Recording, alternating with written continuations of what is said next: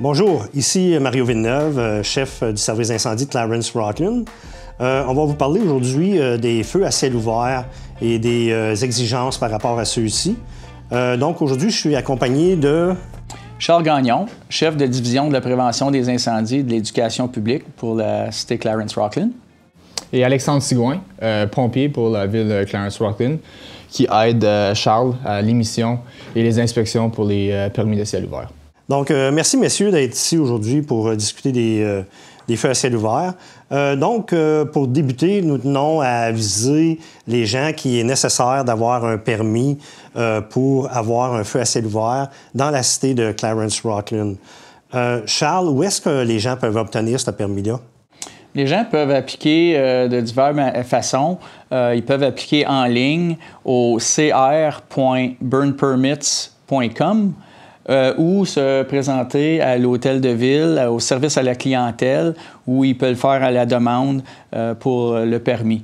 Ils peuvent aussi consulter le site web de la ville, clarencerocklin.com, puis voir le règlement municipal de feu à ciel ouvert, numéro 2022-33. Parfait. Donc, ils vont pouvoir trouver les informations nécessaires pour appliquer pour un permis sur le site web ou à burnspermit.com. C'est ça. Maintenant, quels sont les types de permis à feu à ciel ouvert puis les exigences de chacun de ceux-ci? Il y a deux types de feux à ciel ouvert, des permis. Pour la région urbaine de Rocklin, sont restreints à un permis seulement qui s'appelle le permis permanent. Ce permis consiste à avoir un appareil qui est tout fermé avec un pare-étincelle qui est pas plus que 30 pouces par 30 pouces par 30 pouces. Puis, il doit être installé sur une base non combustible qui excède 18 pouces plus large que l'appareil.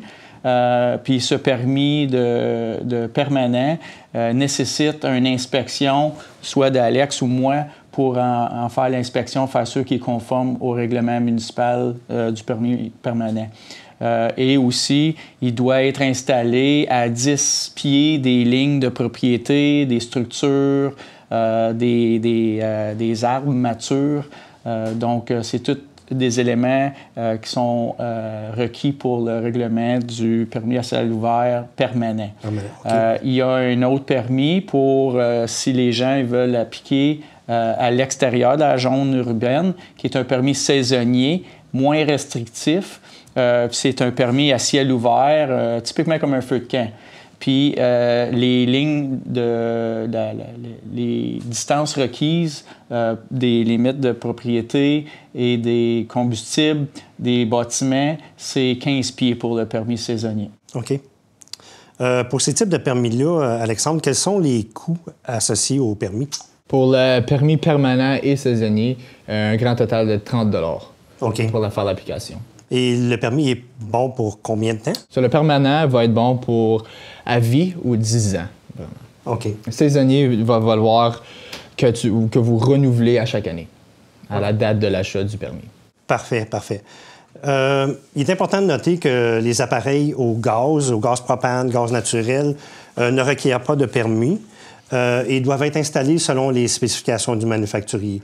Donc, ce type d'appareil-là peut être acheté dans n'importe quelle quincaillerie, mais c'est important de les installer sur une matière non combustible et selon les spécifications du manufacturier. Pour les détenteurs de permis, soit permanents ou saisonniers, il est important d'appeler le numéro pour notifier que vous faites un feu. Ce numéro est le 1-855-943-4088. Puis, encore là, c'est important de notifier pour dire que vous faites un feu. Il est aussi important d'appeler avec le numéro de téléphone qui a été enregistré dans votre permis. Puis, il peut y avoir des messages importants quand il y a une interdiction de feu pour quand que vous allez appeler, si vous n'avez pas le droit de faire un feu, le système automatisé va vous le dire. Parfait, parfait. Parce qu'il arrive que la municipalité va mettre des interdictions de feu à ciel ouvert, puis lorsque vous faites l'appel, ça va vous l'indiquer si vous pouvez faire un feu ou non. C'est ça. Parfait. Puis pour éviter les plaintes, qu'est-ce qu'on devrait faire? Soyez un bon voisin. Que si la température n'est pas favorable pour faire un feu, il y a trop de vent, la pression atmosphérique est trop basse, faites juste pas de feu.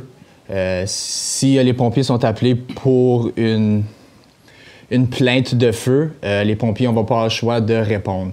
Ça va juste vous éviter des petits pincements avec vos voisins. Oui, bon commentaire. Il est important de spécifier aussi que vous devez brûler seulement que du bois. Il est important de ne pas brûler de matière plastique, de caoutchouc, certainement pas des pneus, dans votre feu à ciel ouvert. Par respect de l'environnement, des voisins aussi, il est interdit de brûler autre chose que du bois.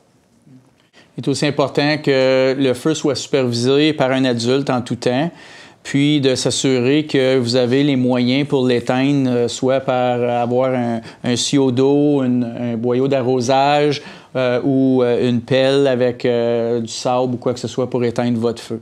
Parfait.